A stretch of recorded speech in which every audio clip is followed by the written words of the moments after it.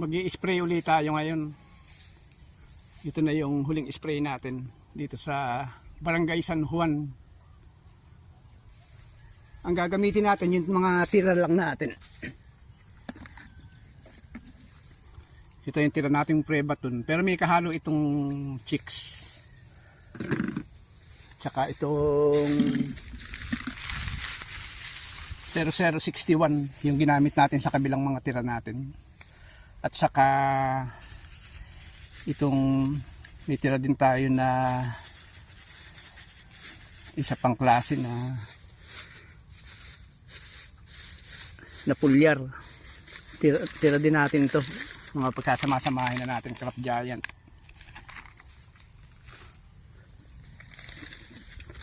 Pero itong 30K 0061 ito, magkakabukod natin silang gagamitin. Siguro itong Craft Giant, mga dalawang timplada lang, dalawang sprayer tank. Ito ang titirahin natin. Ito unahin natin, itong papunta sa bahayan. Ayan, dito tayo kukuha ng tubig.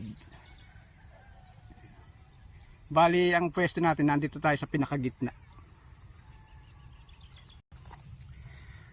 Tinesting natin yung nozzle na madami, yung in-order natin sa Lazada. Ito siya.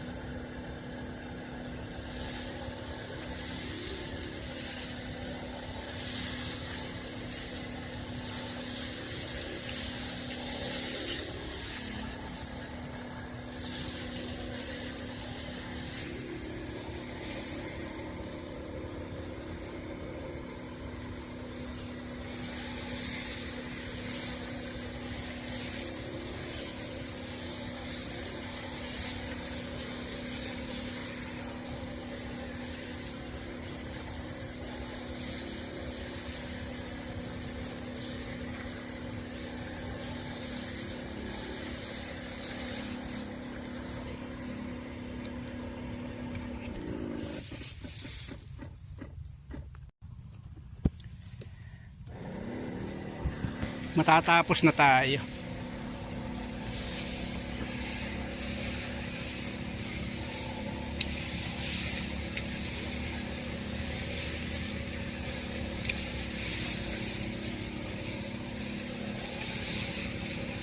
Yan, may mga ipa-ipa rin. Yung uban, kung tawagin sa Nueva Ecija, may uban din siya.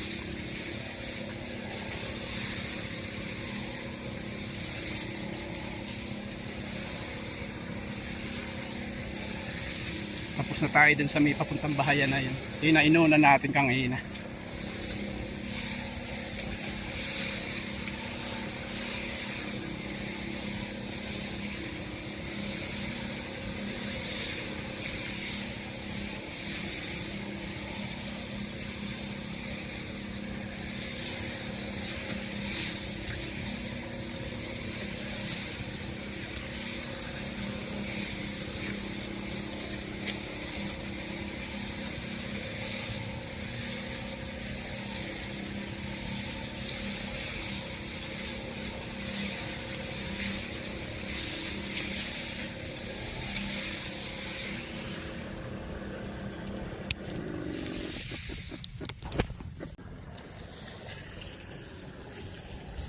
Ito nang pinanggigilid na lang natin at matatapos na.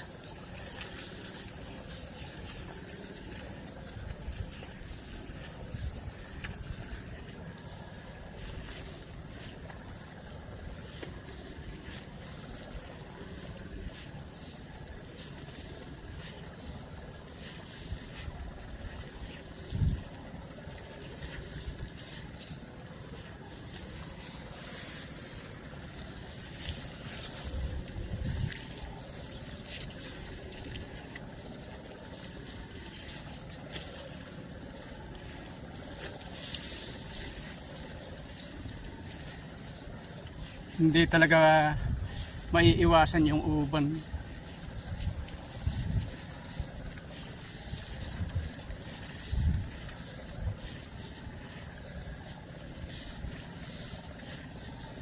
Halos lahat naman, pati kahit yung mga katabi natin ganun din.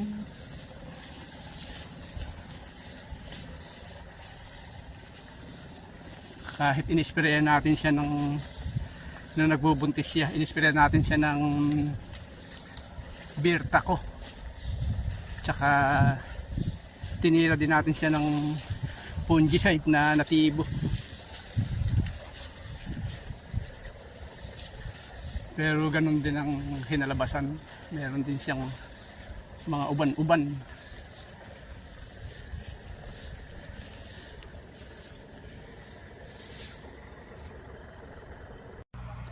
Ay, narito tayo sa Snake Road.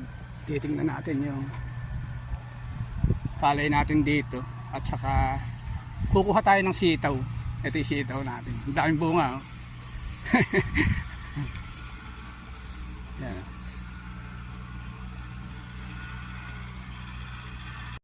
Mainam din pala itong sitaw kahit pala hindi mo ini-sprayan.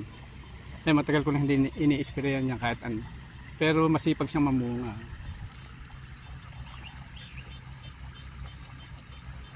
Sulit na siya. Sulit na tayo dito sa ating sitaw natin. Marami na tayong nakuha. Nagpapa-harvest na katabi natin si Mang Ipin. Ito na yung itsura ng palay natin dito. Ito yung sabog tanim natin.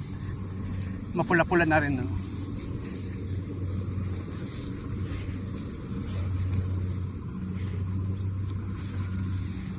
Kaya lang meron yung mga ilan-ilang dumadap. Pero wala na, halos ko naman yung tubig niya, hindi naman siya magganong katubig. Halos tuyo na rin siya. Ito yung apin ito.